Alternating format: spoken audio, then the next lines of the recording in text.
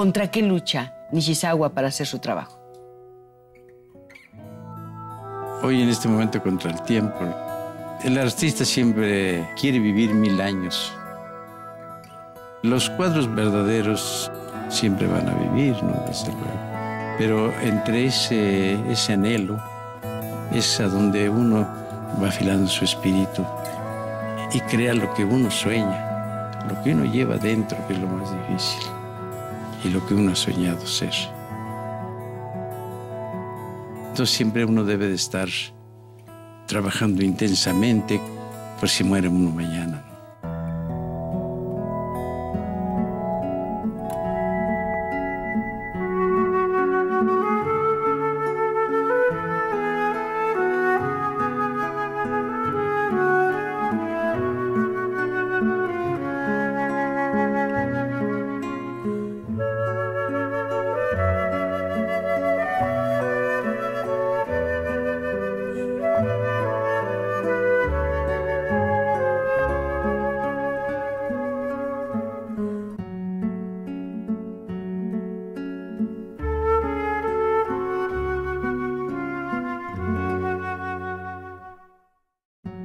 Fue un hombre maravilloso, fue un genio de los que ya no hay.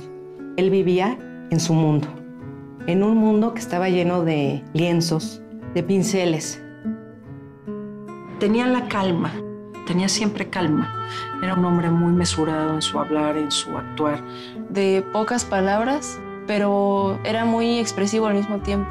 O sea, no tenía que decir mucho para que supieras cómo se sentía, ¿no? Era un hombre con el cual uno entraba en un remanso de espiritualidad muy agradable.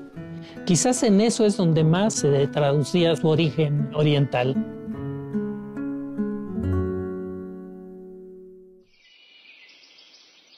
Él es un artista muy peculiar. Nace en 1918 de madre mexicana del Estado de México y de padre japonés. Bueno, mi padre es toda una leyenda, ¿no? Porque él llegó a los 20 y tantos años. Venía del Japón con su hermano 2 años más grande que él y 30 japoneses que habían estado en la guerra ruso-japonés que acaba de terminar.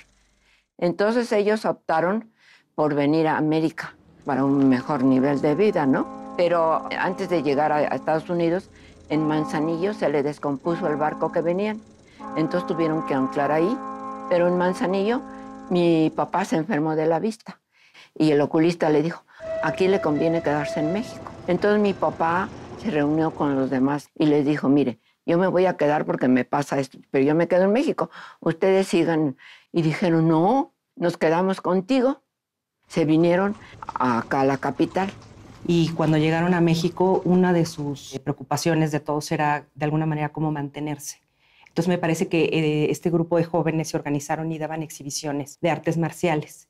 Él era un judoka, era un hombre preparado en las artes marciales, o sea que sabía judo, sabía montar, sabía tirar. Y mi papá siguió allí hasta que estalló la revolución. Él emigró hacia el Estado de México. Él se instaló en un municipio de Cautitlán, en el Estado de México. Y mi papá llegó a San Ángel y vio un letrero que decía, se solicita jardinero. Y salió el mozo, que quede, ya le dijo. Dice, tiene suerte, porque acaban de llegar de Alemania los dueños. Y mi mamá venía con ellos, porque mi mamá, siendo de un pueblo de acá, logró llegar a Alemania. Mi papá le dijo que se quería casar con ella. Yo sí me caso contigo, pero tú eres de una religión y otro de otra. Y se convirtió al catolicismo mi papá. Yo nací en la hacienda de San Mateo, que en aquel entonces era de don Juan Azúnzulo, tío de Dolores del Río. Mi madre me contaba que llegaban estas dos muchachas muy jovencitas y le decían, présteme al güero. Que pues me cargaban un poco. Mi padre tuvo la suerte de adquirir unas vacas, hizo un pequeño rancho y mi hermano y yo íbamos a cuidar el ganado. Entonces aprendí a conocer el tiempo, a tomar el agua de la lluvia, toda esa cosa que los niños del campo aprenden. mi hermano y yo la aprendimos. De niño era un niño muy tímido y a él le gustaba dibujar. Se sentaba abajo de un árbol y dibujaba esta luz que se filtra entre las hojas, los rayos de luz, o las vacas, o el paisaje. Yo no sabía que iba a ser pintor. Entonces, desde quinto año yo comencé a dibujar y a pintar. Él iba a la escuela y entonces la maestra tenía un solo bote con unos colores. Y entonces él dice que ese bote a él le parecía una maravilla. Entonces la maestra le decía, el que acabe primero su trabajo, le presto los colores para dibujar. Entonces dice que yo rápido me apuraba, hacía mi trabajo y me prestaba los colores. Entonces fue su primer contacto de él con estos colores. Y dice que tuvo un problema su familia con una infección de las vacas que acabó prácticamente diezmó el ganado y se quedaron sin nada. Entonces emigraron a la Ciudad de México, fueron a la colonia Guerrero en el barrio de Tepito, ahí se instalaron. Yo sé que desde chiquito él le llamaba la atención pintar, pero también como le llamó la atención la joyería, como le llamó la atención la música, ¿no? Él fue primero concertista. Él se echó 8 años de concertista. Como estudiaba piano en la nocturna, su maestra de piano dio una fiesta en su casa. Y mi hermano le dice, no, pues que le regalo, ¿no? Dice, yo le voy a hacer un paisajito. Y la maestra de piano en una mesa puso todos los regalos de sus alumnos y fue un maestro de la escuela de San Carlos. Y le dijo, oye, ¿sí quién te dio ese cuadrito? Dice, pues uno de mis alumnos. Dice, llámalo. Dice, ¿sabe qué? Está usted perdiendo aquí estudiando piano. Usted es un gran pintor. Dice, yo lo llevo allí. Dice, no, pues ya estoy viejo, ya tengo 24 años. No, ahorita está usted a tiempo. Decidió cambiar y lo hizo ya bastante grande, ¿no? Y un día le dije a mi padre, yo quiero entrar a San Carlos, y mi padre me dijo, desde hoy dejas de trabajar y entras a San Carlos. Su madre lo alentaba a que él se dedicara a lo que le gustaba. Yo pensé, el día que yo entre a San Carlos es para dedicarme todo mi tiempo, y eso fue lo que hice. Dice que de su padre heredó la gran disciplina de trabajo y de su madre la sensibilidad. Sé que él tuvo un periodo de aprendizaje muy rico. Le tocaron algunos maestros académicos de viejo cuño, pero le tocaron también los que habían cambiado la panorámica de la enseñanza en el país. Bueno, uno de los maestros que tengo una influencia muy marcada fue desde luego de Chávez Morado y de Julio Castellanos, que cuando yo entro a su taller, todo el mundo le tenía pánico, porque el primer día que entramos nos puso a dibujar y después dijo, tú ten paz, tú te quedas. Y a mí me dijo, tú te quedas. Dije, bueno, pues yo ya me salvé, pero era un maestro formidable. Pero como le digo que era el periodo de Miguel Alemán, él dijo, el mejor alumno, yo le voy a dar 10,000 pesos o una beca a París. Y cuando mi hermano terminó la carrera a los 30 años, se llevó el primer lugar en la universidad. Pero mi hermano optó por esos 10,000 pesos para hacer su primera exposición y tuvo mucho éxito. Bueno, cuando es uno muy joven, divaga uno un poco, ¿no? Y quiere pintar a una mujer hermosa, a sus amigos, etc. Pero claro, uno va tomando conciencia de lo que es. Y por ejemplo, para mí, mi padre, el retrato que acabamos de ver, lo pinto cuando al mes muere él. Entonces tengo una urgencia por captar su imagen, porque sé que va a desaparecer, ¿no? Y lo mismo con mi madre. Mi madre fue más tranquila, sin embargo también la pinté ya grande. Terminando la carrera tuvo la oportunidad de trabajar en un anexo que tenía la Escuela de San Carlos. Para aquel entonces no había quien diera la cátedra de técnica de los materiales y urgía que hubiera un maestro para hacerlo. Al principio yo no quería el maestro, por ejemplo, ¿verdad? Cuando Víctor Reyes me da su clase, la acepto por un año porque él sí iba a ir un año de vacaciones, pero con el tiempo me encariñé con la clase, y la clase en San Carlos era 2 veces por semana. Yo la convierto en clase diaria de 6 horas casi. De manera que casi inmediatamente, cuando él terminó de ser alumno, pasó a ser profesor y nunca dejó de serlo. Me di cuenta de la necesidad que el muchacho tiene, porque la técnica se ha olvidado en esta época. Y desde aquel entonces se dedicó a pintar, a hacer su obra y a llevar la cátedra de técnica de materiales, y duró más de 56 años dando clase. Yo creo que una importante característica del trabajo de Nishizawa es que nunca impulsó a nadie a hacer lo que él hacía. Procuraba desarrollar el carácter propio de cada uno de sus alumnos y yo creo que en absoluto se nota, salvo en el hecho de que nos enseñó las técnicas pictóricas, nos enseñó a ver, nos afinó la retina.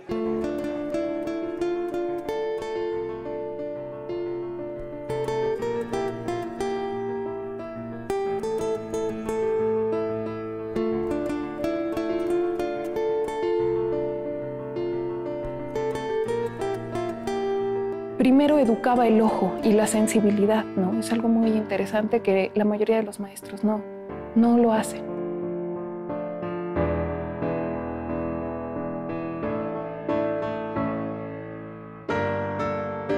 El artista, antes que artista, debe de ser artesano, porque a veces el artesano y el artista ya no hay límites. Él nos enseñaba el manejo de los materiales, ¿no? Absolutamente pues, todas las técnicas de pintura. Nos enseñaba desde el temple de huevo primitivísimo hasta las técnicas con polímeros ya de periodos posteriores, ¿no? Por ejemplo, estamos empleando ahorita una técnica que es de los griegos, que es el encausto. Es una pintura a base de cera y resina. Y lo interesante es de que se calienta con un soplete de plomero. Y es lo que estamos enseñando.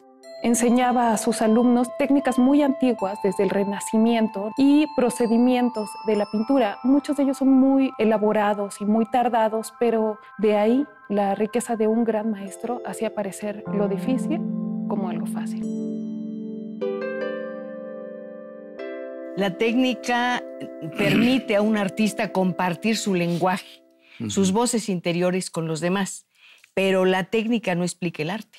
No, desde luego que no. Por eso digo que todo artista aprende técnica y cuando crea la olvida, pero la lleva en la sangre. Sí, no sé si me explique. Sí. Es como el poeta, ¿no? El poeta cuando escribe no está preocupando por las formas poéticas, sino que él se vuelca su emoción. Pues bueno, el maestro, yo recuerdo que aún en su edad, en su estudio, comenzamos a trabajar a las 8 de la mañana, ¿no? Y solo se tomaba un descanso a las 2:30, 3 de la tarde y de ahí hasta las 10 de la noche. O sea, era un hombre muy comprometido.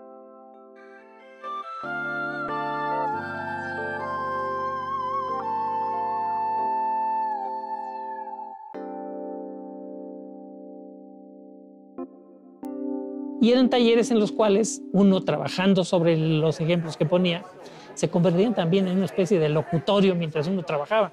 Y platicaba el alumno y platicaba el maestro, y iba uno conociendo mucho sus inquietudes. Era una persona muy, pues que se acercaba mucho a nosotros, sobre todo cuando ya tenía esta confianza, ¿no? Con los alumnos. Otra cosa que es importante es que enseñaba tanto en el aula como en el campo. Era amante de sacar a los alumnos a trabajar en paisaje o en viajes más prolongados al sureste. A mí me tocó en un par de ocasiones estar con él. Aquí en este momento justamente pues, está enseñándome el atardecer, la luz dorada que está en el campo, en el paisaje, ¿no? Eran momentos muy emotivos, ¿no? Estando con él en el campo. Había enseñanzas muy particulares del maestro. Un es ser sincero. No solamente decir así la verdad crudamente en todo lo que uno hace. Y la otra, ser humilde. Él tenía una frase que decía, entre más humilde seas, más lejos vas a llegar.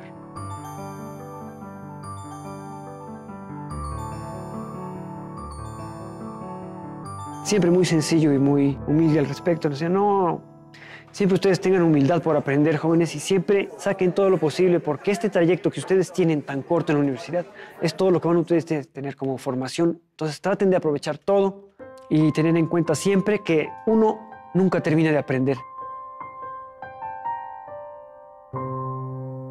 Yo pienso que el artista siempre tiene que ver lo que siempre están haciendo, incluso sus alumnos, ¿no?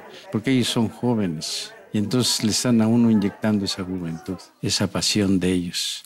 Fue siempre buscador de los atributos artísticos que consideraba importantes en sus alumnos. Yo estoy aprendiendo de ustedes, nos decía. De todo lo que ustedes hacen, yo aprendo y me sirve como fuente de inspiración. Así que no se crean ustedes, yo también los necesito a ustedes. Inclusive ahí conoció a mi mamá. Eva estudió en la Esmeralda, pero cuando terminó allí, se fue a la escuela de San Carlos y allí conoció a mi hermano, a Eva. Y mi papá empieza a pretender a mi mamá y ya después se casan. Cuando mi papá le pide matrimonio a mi mamá, le dice, ¿no? Te puedo ofrecer 2 cosas. Te puedo comprar una casa o te ofrezco 1 año de luna de miel. Entonces, pues mi mamá aceptó 1 año de luna de miel. Entonces, en ese año ellos recorrieron casi todo el mundo, ¿eh? Y entonces él dice que iba pintando y entonces la misma gente que lo veía llegaba y le decía, ¿lo vende? Y él decía, ay, quieren comprar mi cuadro, ¿no? Entonces, no lo quiero vender. Eran unos cuadritos chiquitos, de formato muy pequeño, porque para poder cargarlos. Pero me dice, entonces los íbamos vendiendo y les iba alcanzando para seguir el viaje, ¿no? Creo que la luna de miel no la terminaron porque ya venía mi hermana, la mayor, en camino y que decían suspender el viaje. Pues mira, yo conocí a doña Eva, por supuesto. Era una persona de mucho carácter y buena pintora. Y que él trataba mucho de impulsarla, que pintara más. Pero pues él, de alguna manera también la defendía diciendo, bueno, pues que los hijos, la casa y demás no pueden, ¿no? La justificaba de alguna forma. Pero siempre nos hablaba mucho de la capacidad de doña Eva para la pintura. Nishizawa nunca dejó de dar su clase. Y hay un elemento más, si había un sobresueldo, una cantidad adicional a sus remuneraciones, las aplicaba en materiales para desarrollar con más éxito sus enseñanzas y sus búsquedas. Es un ejemplo de supervivencia, de resistencia y de asiduidad al trabajo. El artista, yo pienso que en este momento ya no hay pintor, escultor, grabador o ceramista. Hay un artista plástico. El artista actual domina todo.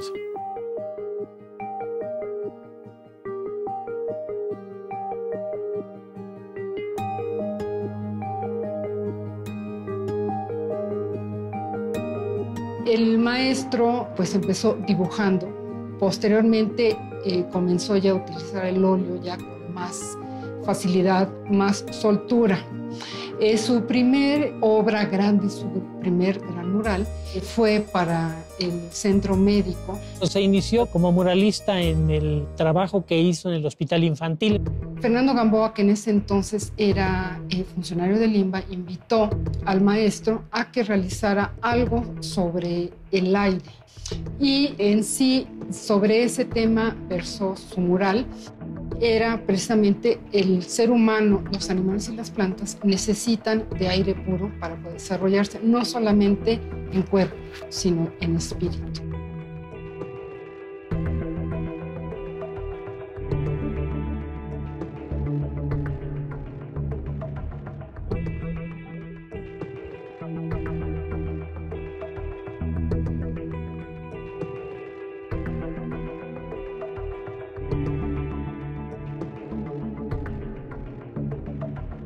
Alguna vez me confesó que se vio con grandes problemas porque era el primer mural que ejecutaba y que lo había resuelto a partir de las enseñanzas que había recibido en sus primeros años en el campo de la acuarela.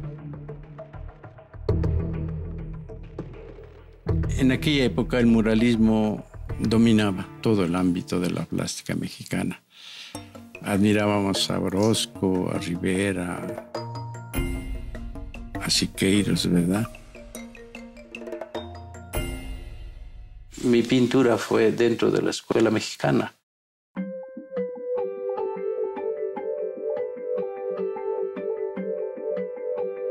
Pero poco a poco me fui alejando de ella.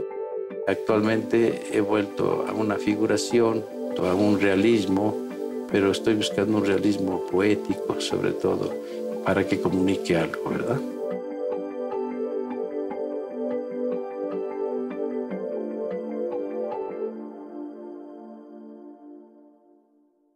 El maestro Luis Nishizawa pedía una vez a la semana que lo llevaran al mercado porque le gustaba ver los colores y las frutas.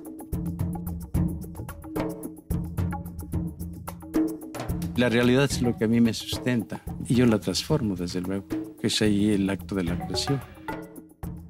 Una gran parte de su obra retrata realidades sociales muy complejas, de pobreza, de marginación, de angustia. No solamente son los paisajes hermosos, sino también una propuesta más expresionista. El expresionismo se entiende que son formas muy violentas que plasma el artista para hacer una crítica social, una crítica política.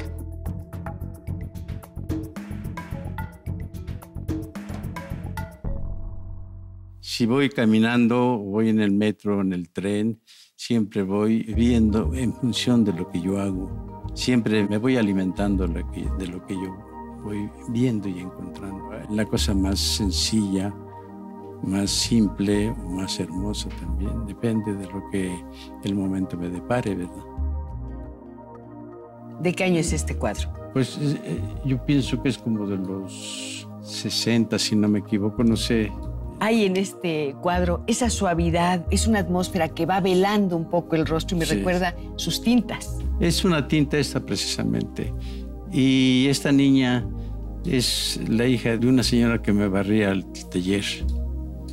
Me acuerdo que de repente su mirada se perdía porque estaba viendo alguna flor o estaba viendo alguna trenza de una niña. Le llamaba mucho la atención la textura, ¿no? Hay ciertos cuadros que tenían para él una historia, ¿no? Como este cuadro que colgaba en la sala de su casa, que este niño vivía en un cajón cerca de la escalera. Y entonces él todas las mañanas lo veía. Entonces un día pasó un señor que vendía papalotes. Y el niño, cuando vio los colores de los papalotes, alzaba las manos para querer agarrar un papalote, ¿no? Y se le quedó como esa idea. Y un día salió y ya no estaba, ¿no? Resulta que el niño falleció. Entonces mi papá le hace un homenaje pintando a dos arcángeles que bajan por él en un caballo, ¿no? Y lo llevan hacia el cielo a alcanzar el papalote. Y tiene una etapa muy rica texturalista, en donde prácticamente se convierte en un artista abstracto.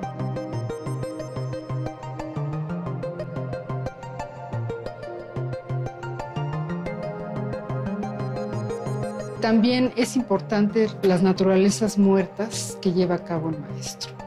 Son grandes telas saturadas de color con algunos elementos de la naturaleza que manejó mucho el maestro a través de su trayectoria.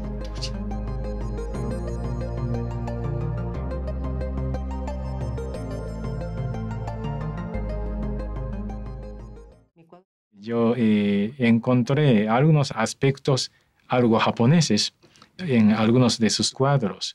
Por ejemplo, algunos cuadros son pintados de una manera de sumie. Sumie es una manera de pintar cuadros en tinta negra, de un estilo muy tradicional de nuestro país. Que son manejos muy herederos de una tradición japonesa de la caligrafía y de la tinta, ¿no?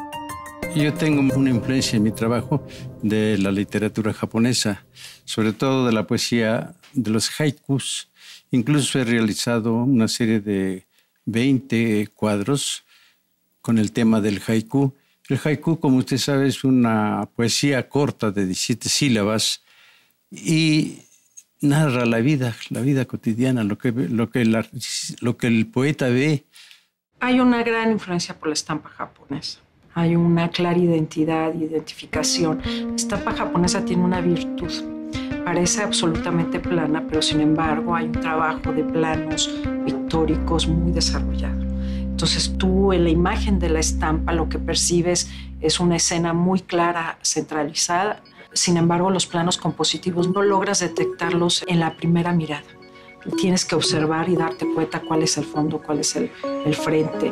Y en ese sentido la pintura de Luis Nishizawa tiene ese lograr en un primer plano el impacto visual y después hacer una composición más compleja de planos constructivos dentro del paisaje. Recordarán ustedes que sus paisajes generalmente son de amplísimos horizontes. Son paisajes en donde no aborda un detalle, sino que aborda la totalidad del campo visual. La pintura de paisaje en un momento dado perdió vigencia, ¿no? Pero es una pintura que siempre va a permanecer. Todo el impresionismo no se hizo más que paisajes.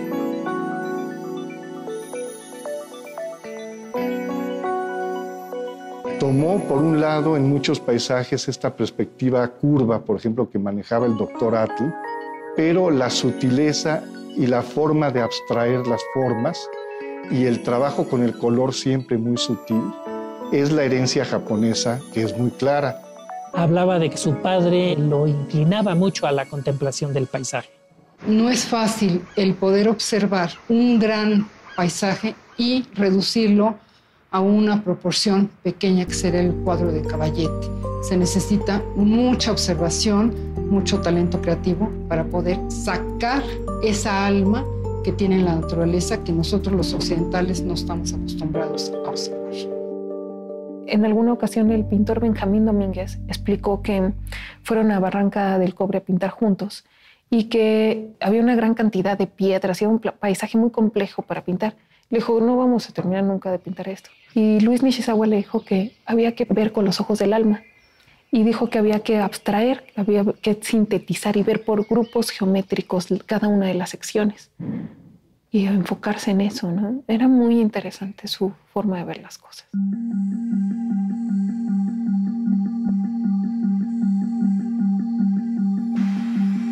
Siempre he tratado de ser un pintor del silencio, porque el silencio es una contradicción, es muy expresivo. Y toda la obra de los grandes artistas hay siempre un paño de silencio, siempre las envuelve un ámbito de silencio.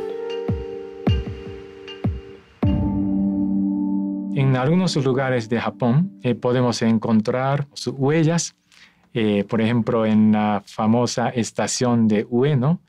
En esa estación tiene una pintura de pared, ¿no? Digamos, aquí. Cuando vino a México Luis Franzen, me invita para hacer un mural en fresco. Yo les propongo un mural en cerámica a la manera tradicional, o sea, usando los hornos de leña. A ellos les impresionó mucho esto de que yo, siendo un mexicano, quisiera emplear estos elementos tan tradicionales. ¿Por qué? Porque ellos estaban usando la técnica moderna. Hace poco me preguntaba que cómo me conservaba tan bien y yo le contesté que trabajando. Trabajo un promedio de 12 horas diarias. Me levanto muy temprano, trabajo 7 horas seguidas. Como, leo el periódico, me acuesto un poco y trabajo hasta las 10 o 11 de la noche. Pues pensaba, la verdad, que trabajaba durísimo. Siempre lo veía muy concentrado, pero muy contento. Siempre que llegaba tenía su música, ¿no? Y estaba trabajando, no trabajaba un solo cuadro a la vez. Trabajaba en uno y lo dejaba, lo volteaba unos días, ¿no? Y empezaba a trabajar otro. Y después de varios días los volvía a voltear porque decía que era cuando se daba cuenta de los errores, ¿no? Procuro crear una obra, sobre todo para que las personas que me vean la completen, tengan parte de esa obra. Yo, digamos, provoco nada más. Y la gente se puede imaginar de un cuadro cosas muy diferentes a lo que se imagina otra persona, ¿verdad? Y para el artista es lo bonito. O sea, cada cuadro, en cierta forma, es reconstruido a través de los ojos de cada persona que lo mira. Según su sensibilidad. Pero tiene que haber algo, una base, algo que no cambie. ¿Qué es? Bueno, es muy difícil de explicarlo porque el artista siempre quiere plasmar ese algo que es un misterio, ¿no? Es parte de uno. Es algo que uno quisiera transmitir a la persona. Estamos convencidos. Esta mañana, en el patio de Palacio Nacional, el presidente Ernesto Zedillo presidió la 51ª entrega de los Premios Nacionales de Ciencias y Artes. En esta ocasión, el primer mandatario condecoró a 10 pensadores, artistas y científicos mexicanos cuyas aportaciones a la ciencia o al arte han beneficiado al país y a la humanidad entera. En el campo de lingüística y literatura, el Premio Nacional de Ciencias y Artes correspondió al dramaturgo Emilio Carballido y el de Bellas Artes al pintor Luis Nishizawa. Fue Premio Nacional de Artes, tuvo muchos reconocimientos en el extranjero, se le nombró jurado en concursos importantes y una cantidad importantísima de otras distinciones que tuvo. Un hombre plenamente realizado como artista y como hombre. Gozó de mucho el prestigio en vida. Y claro, él siempre manifestaba mucho agradecimiento a ello, ¿no? Él le honraba profundamente que le dieran un premio y era muy respetuoso de ello. Siempre creo que será una motivación para todos nosotros que recibamos un premio y sobre todo de esta magnitud. Mi papá se sentía halagado, pero por lo mismo a veces también se sentía como apenado, ¿no? Él no estaba acostumbrado a recibir como tantas muestras de atención, ¿no? Luis Nishizawa decía que los reconocimientos lo comprometían. Cada vez que recibes un honor, no es para llegar como una postura cómoda, ¿no? Iban a gloriarse de eso, sino él decía que lo comprometían y trabajaba más fuerte entonces, ¿no?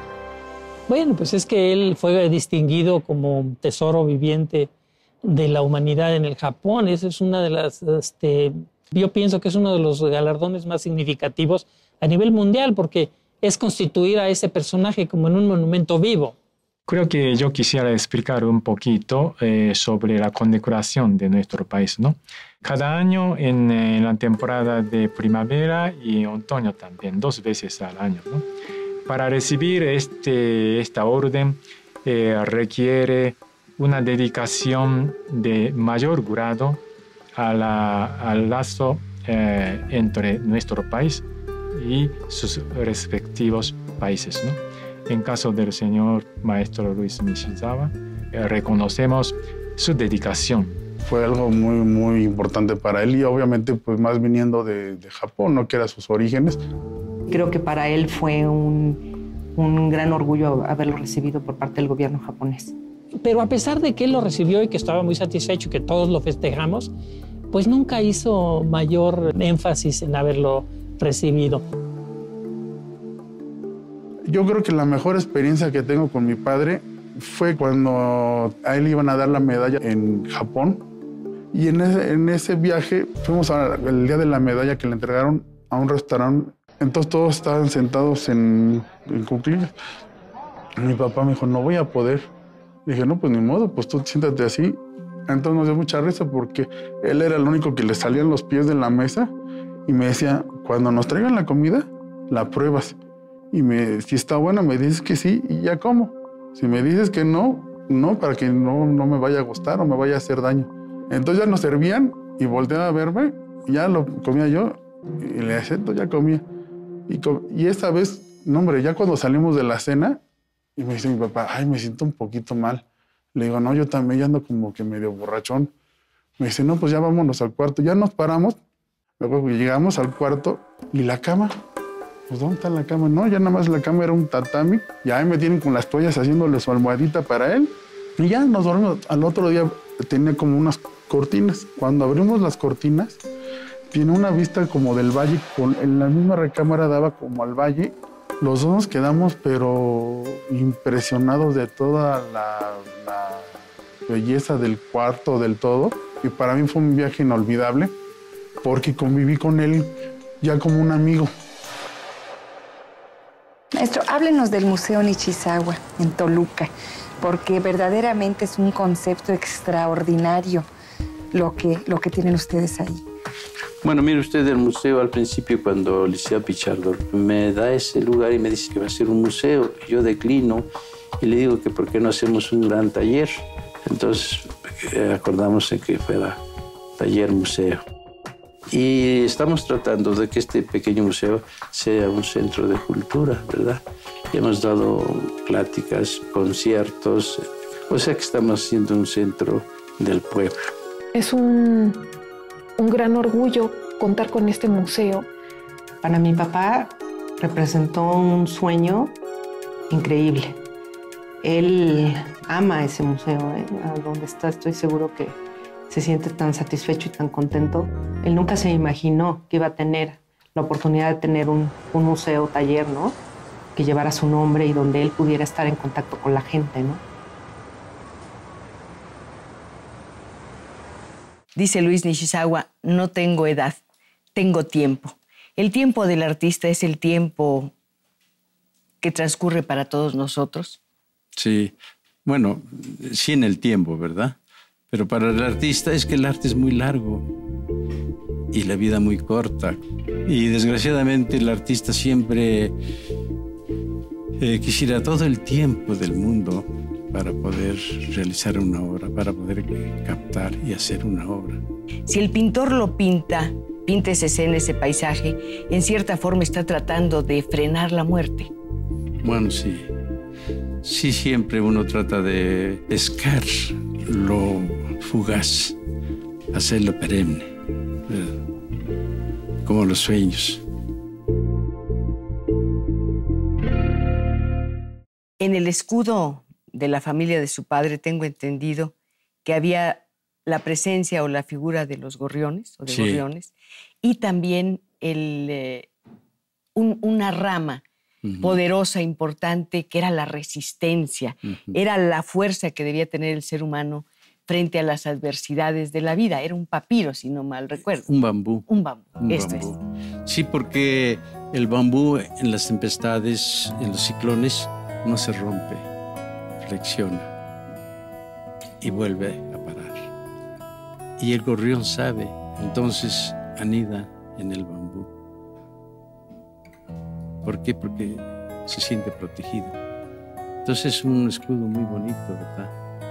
Es de permanencia, de eternidad. Es un hombre muy fuerte, ¿eh? El último año que su salud estuvo muy frágil, de verdad fue cuando yo vi qué tan fuerte era su alma, ¿no?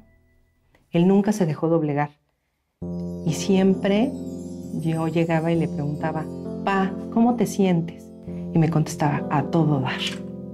Y yo creo que fue su actitud hacia la vida y el amor por vivir, ¿no?, lo que lo mantuvo hasta el último momento. ¿Contra qué lucha Nishizawa para hacer su trabajo? Bueno, hoy en este momento contra el tiempo, ¿no? Porque uno piensa, el artista siempre quiere vivir 1000 años.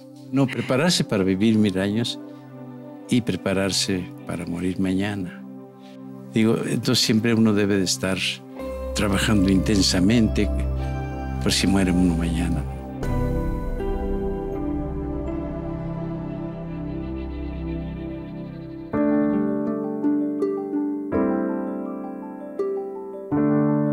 Una muerte como velita que se apaga.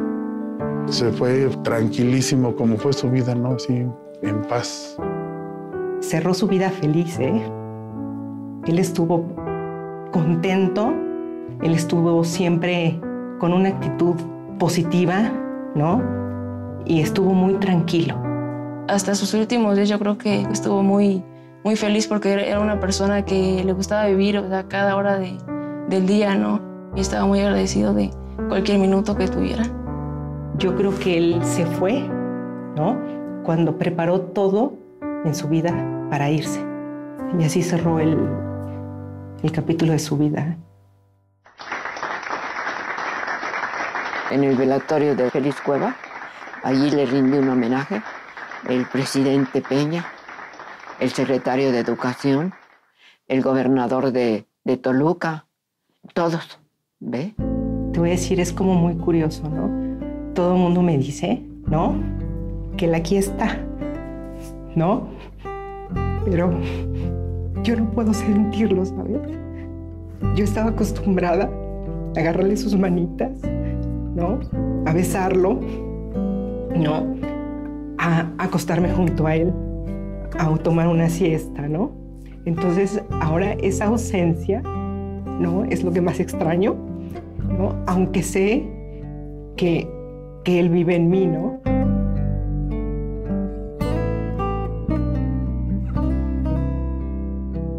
Nos enseñó a ser honestos, a ser personas de bien. Yo creo que nos enseñó a ser honrados, trabajadores. Ese legado que él nos dejó, que esperamos transmitirle a nuestros hijos y así sucesivamente.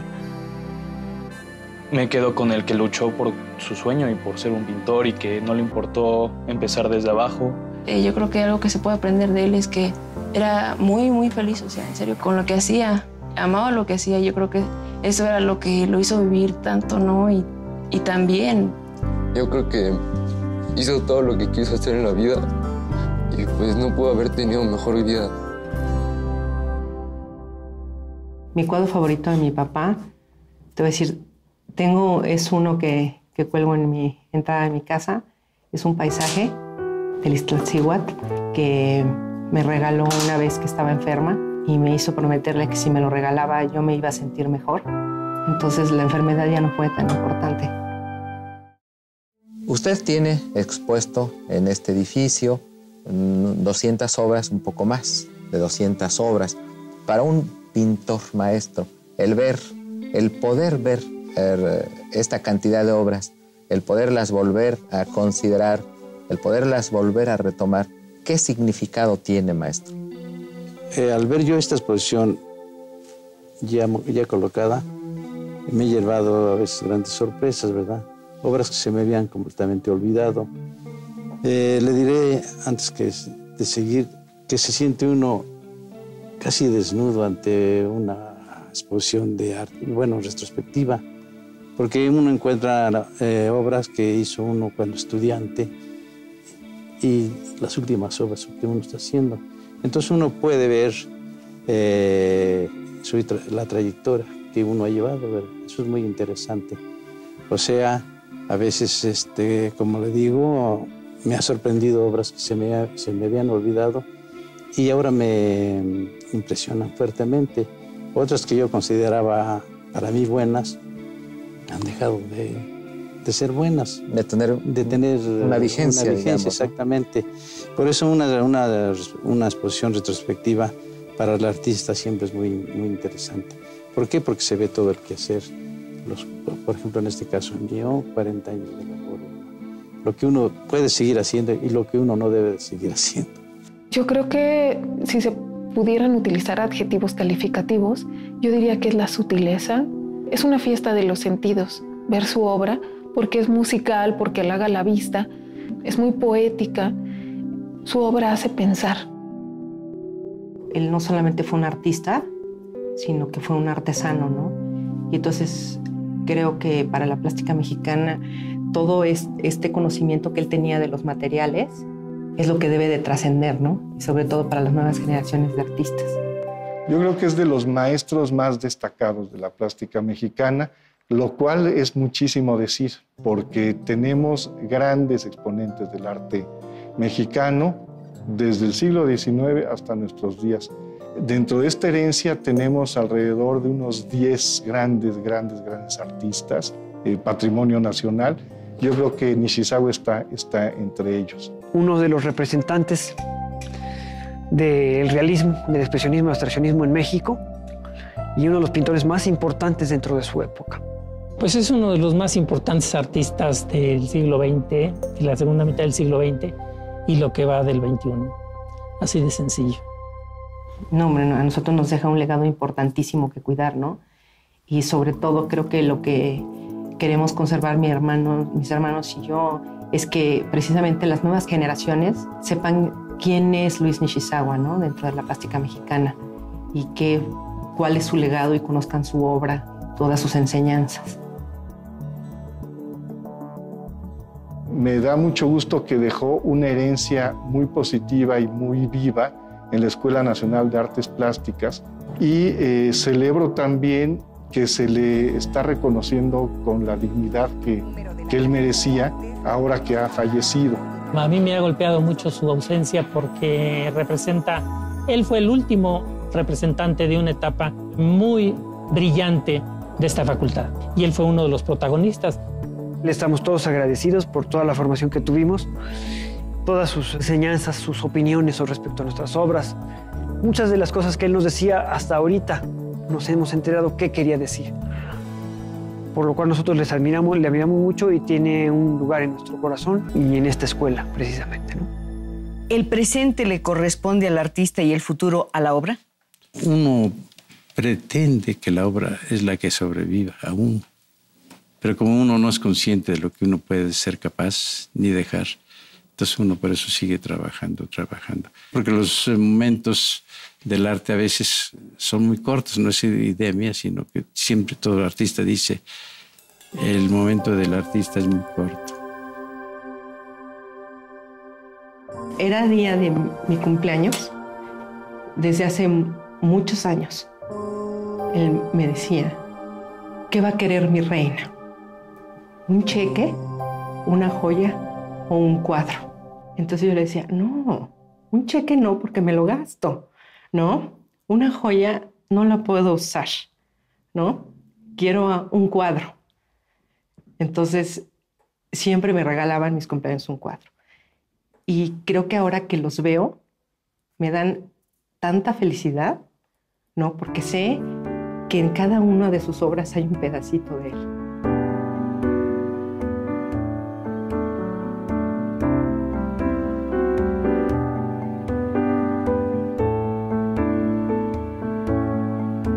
Si yo veo un atardecer hermoso o un paisaje, lo quiero compartir con mis hijos, con mis amigos. Miren el paisaje. No puedo quedarme yo solo, ¿me entiende? Por eso la obra que he realizado trato de hacerlo, de compartir con mis semejantes. Yo siempre he dicho abrir una ventana a la gente para que en ella encuentre la felicidad.